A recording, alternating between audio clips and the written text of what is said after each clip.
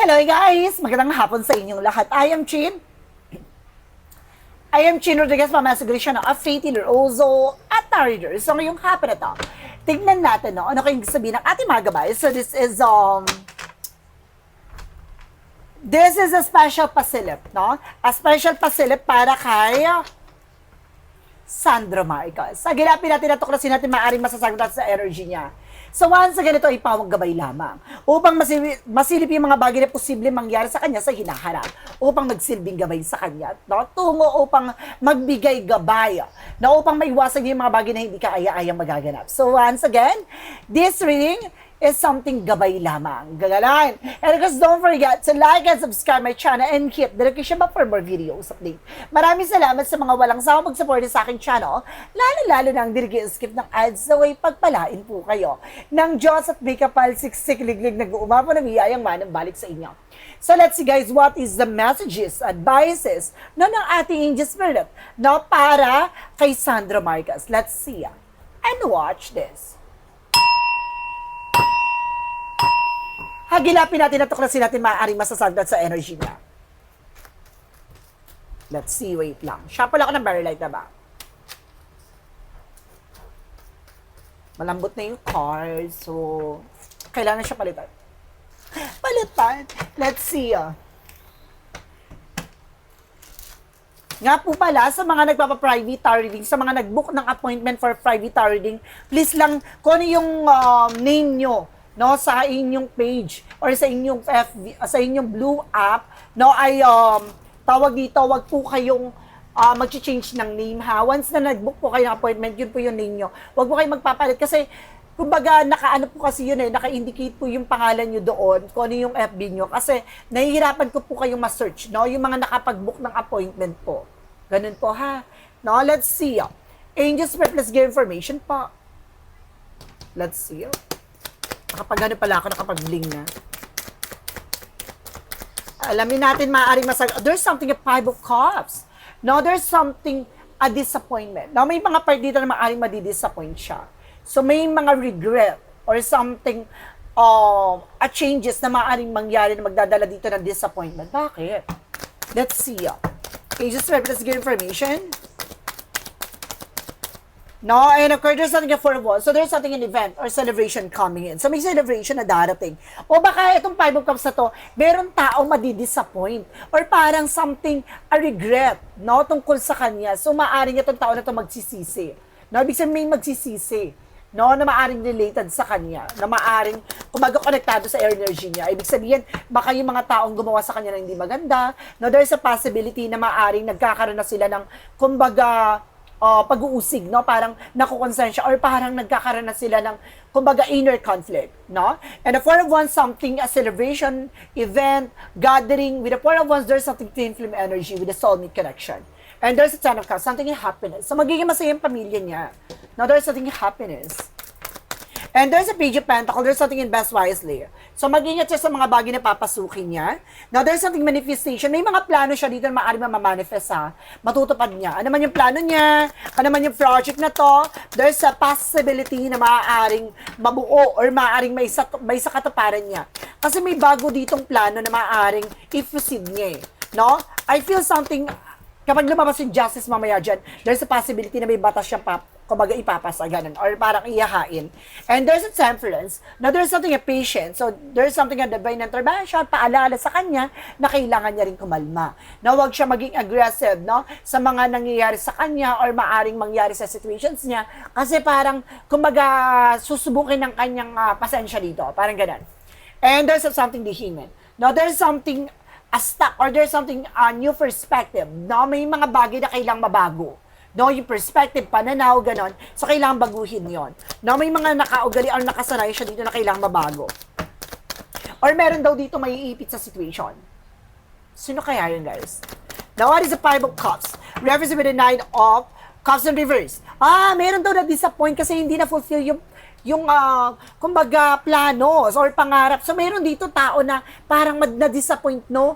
Dahil hindi natupad yung plano niya towards kay Sandro Marcos, no?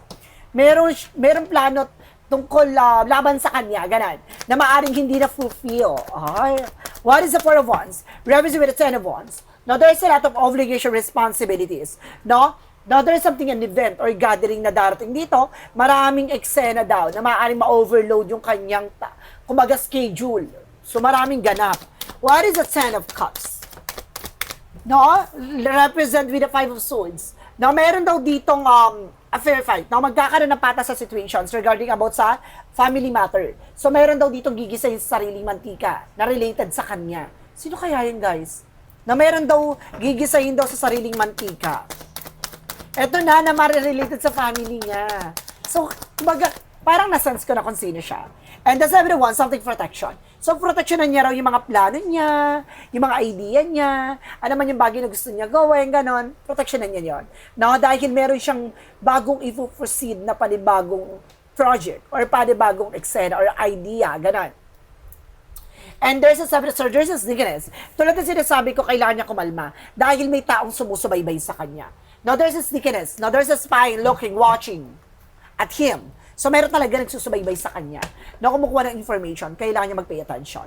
What is the Hangman? Oh my God, meron na ka nasa-sense sa isang event. Mag-ingat siya sa isang event. Huwag siya basta-basta pumunta sa isang event kasi I feel something fishy. Na meron na ka nasa-sense na kakaiba. Oh, there's a devil card.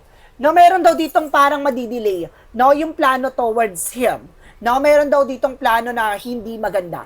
No, laban sa kanya. Mag-ingat po ang ating congressman na si Sandro Marcos dahil there's something attempt, na maaaring may kinalaman for demonic action. Ano kaya yan?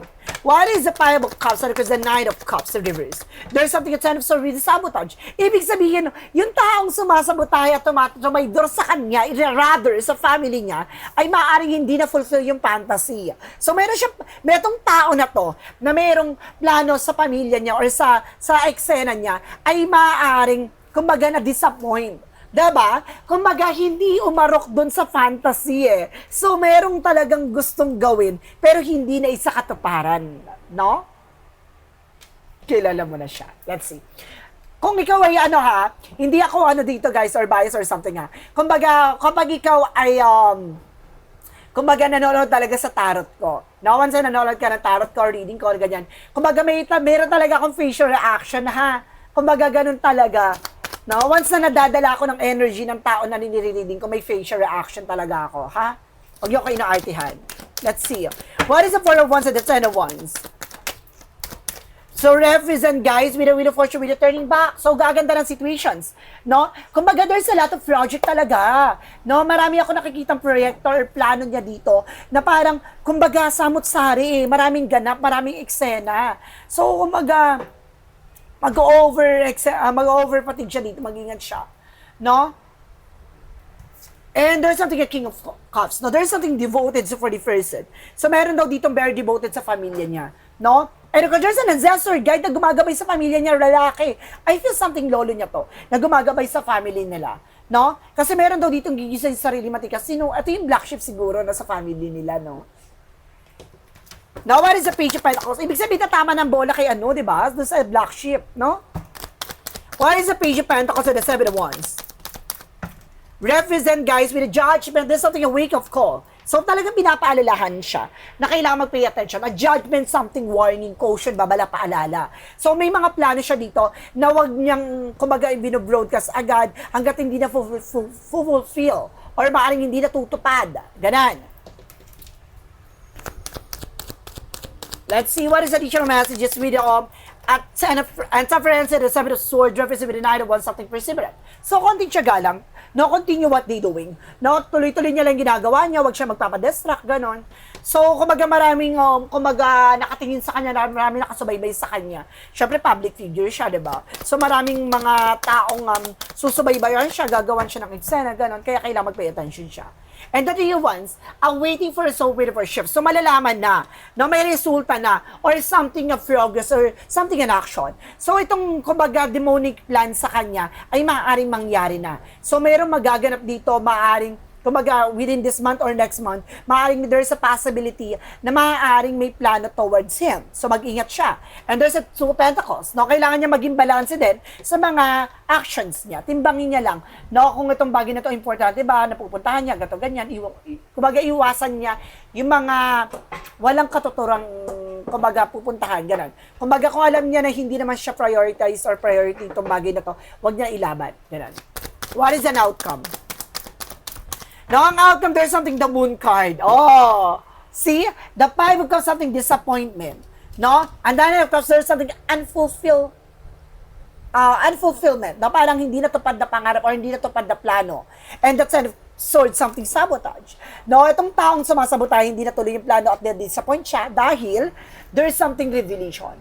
No? Na-reveal agad kasi siya. At the same time, baka ma-reveal na naman siya. Or baka pag-usapan na naman siya.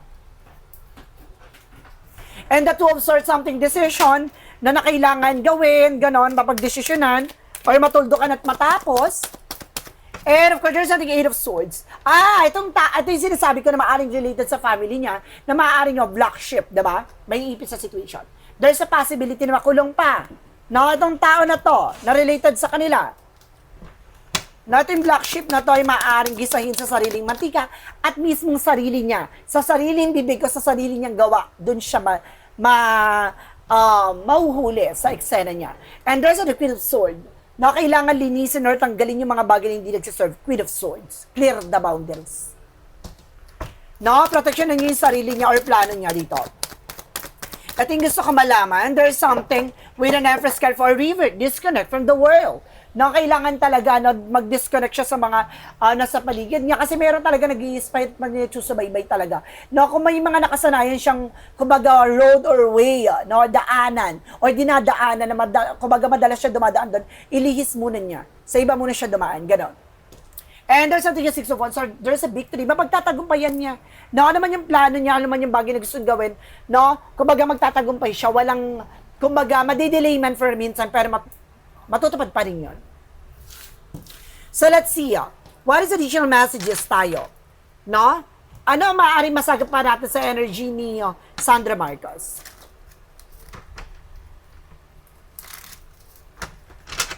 Hindi ako gano'n nakapag-prepare guys. Sando-sando lang ang atake natin ngayon. No? Kasi madalas talaga ako nakaganto guys. Okay. Ooh. Meron daw dito about sa financial loss. No, merong bagay na maaaring malalaman tungkol sa financial loss. And there's a Ten of Pentacles. Daw about sa isang family o there's a will. No? And there's a Queen of Cups. Tungkol sa babae. No, na maaaring, kumbaga meron siya ditong idea or meron siyang, kumbaga, something knowledge, no, about dito sa isang tao na to na may related, may family related, no, hindi kasi na family related na family niya, meron ditong babae na maaaring connected dito sa energy niya, na maaaring malalaman niya siguro, malalaman niya yung eksena, ganon, and there's a Two of Swords. See, itong tao na to yung insecure, inggit sa kanya, ay, tumbok na, no, and there's a Two of Cups, there's a partnership. Oh! So, ibig sabihin itong tao na to, itong babae na to ay related about sa partnership. So there's a possibility na may konektado din talaga, no, yung kumaga yung black sheep dun sa tao na yon, sa babae na yon, no? Ibig sabihin, kumbaga kaya pala nasagap sa energy na to, no, ibig sabihin baaring may alam ito nga na meron siyang idea, no, kung ano yung behind the scene nitong black sheep na to. So meron siyang maaring kumbaga nag-research or nag-alam-alam na siya or nag-investigate na siya about dito sa babae na to. Ganun. So let's see. Additional messages naman tayo. About naman sa family matter nila. No, about sa pamilya nila, ano yung maaaring magbigay gabay sa kanila. Angels, let's give information. There's a Nine of Pentacles, secure. So kailangan maging secure. No? Maging secure sa mga plano, sa lahat ng gawin. There's a slow and steady. Maging makinahon. And there's a Four of Pentacles, saving and protecting. So mayroong bagay na pa kailangan ingatan, teritoryo, no? And there's a High Priestess, may mga hidden agenda. There is something unexpected situation.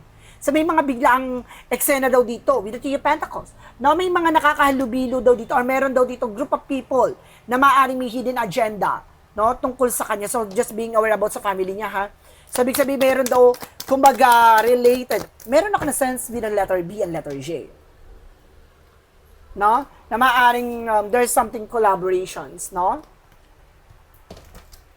Ano kaya 'yon? Let's see. And there's the King of Pentacles, begin secure, no? And of course, there's a protecting, and there's a Hierophant. Ooh. So, ibig sabihin, no, guys, na mag-ingat yung family niya, no, or rather siya, dahil meron daw ditong about sa religious matter. Religious something, no? Na maaari may hidden agenda sa family niya. Something like that. Merong, kumbaga, guilt or something, diba? Merong hindi maganda yung ano ko. There's something about news. May balita eh. Meron siyang, kumbaga, malalaman dito, no? Tungkol doon sa eksena na yon. So kailangan maging secure talaga kasi parang, kumbaga, malaki din yung kahit pa paano binangga, no, ng family niya doon sa bagay na yon. Or sa ano na yon, group na yon, diba? So let's see. What is an outcome? Ano yung kailangan malaman ni Sandra Marcos? Ano yung kailangan niya malaman? There's a Seven of Cups, there's a lot of opportunity coming in. With the Queen of Pentacles, so kailangan niyang, kumbaga, pangalaga at proteksyonan ano naman yung bagay na meron siya, gano'n, ingatan lang. Now, there's the Lovers, no? Meron daw ditong something, ito yung mag-asawa, siguro, magulang niya to, no? And there's a justice will be served. Makukuha yung justice, na makukuha yung good karma, or something, mayroong karma dito, na maaaring related. There's a good and bad thing, depende naman yon. No, kung may mga bagay na ginawa yung family niya, or pamilya niya, or yung eksena na to, na, kumaga, there's a good and bad thing, kung maganda yung ginawa, magiging maganda yung bunga, kung negative yung ginawa, magiging negative yung magiging outcome. Meron related about sa justice. So there's something, a balance, no? Or there's something a legal matters. So meron din dito na maaring related, no? So let's see. Additional messages na tayo, guys. From shadow work represent what? From a shadow work represent what? Next natin mamaya, guys, kung nagsusubaybay kayo sa akin talaga, next natin i-reading, no, ay yung kay Zuzette. Zuzette ba yan? Henry, eh? Kasi requested yun ng viewers natin. Okay, the shadow work represent with a heal through art. So, meron talagang healing na maaaring mangyari talaga. No? And there's something face inner demon. So, kailangan niyang harapin yung takot at pangamba niya. So, kailangan niya munang i-acknowledge yung dark bago niya, kumbaga, makita yung liwanag sa likod ng mga pangyayari sa buhay nila, no? Sa situations nila. So, maraming talaga mag-heal. No? So, let's see what is the what lies beneath wicked future.